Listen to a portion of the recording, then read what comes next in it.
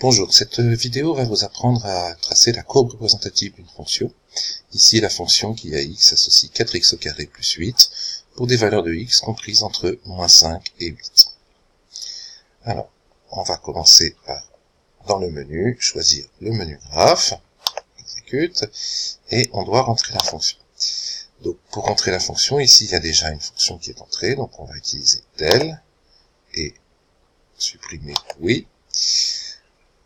Et on va rentrer donc 4x au carré plus 8, qui est la fonction que nous voulons dessiner. Exécute. Donc on peut utiliser draw, dessiner, et on obtient ce graphe qui évidemment ne correspond pas à ce que l'on veut puisqu'on ne voit pas la courbe, qui se trouve finalement en dehors du graphe.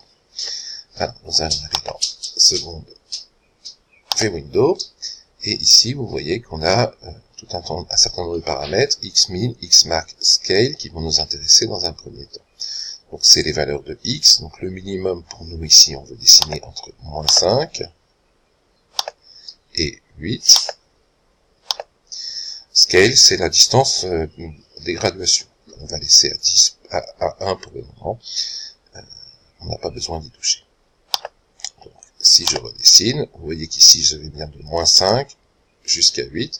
Par contre, je ne vois toujours pas la courbe puisque je n'ai pas réglé l'échelle verticale. Alors, la manière la plus simple de régler l'échelle verticale, vous appuyez sur Shift Zoom et vous allez choisir ici Auto avec F5. Et voici la courbe qui a été dessinée avec le zoom automatique.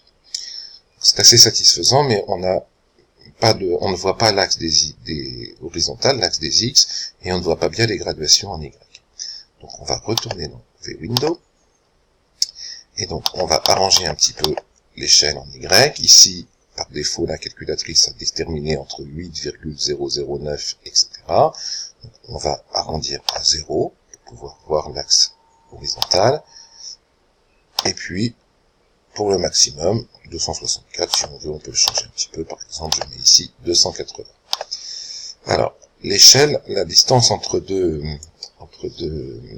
graduations, ici, on va de 0 à 280. Donc, si on veut avoir pas trop de graduations, il faut une assez grande distance. Si je mettais par exemple tous les 10, j'aurais 28 graduations, ce qui reste beaucoup. Donc je vais mettre tous les 50.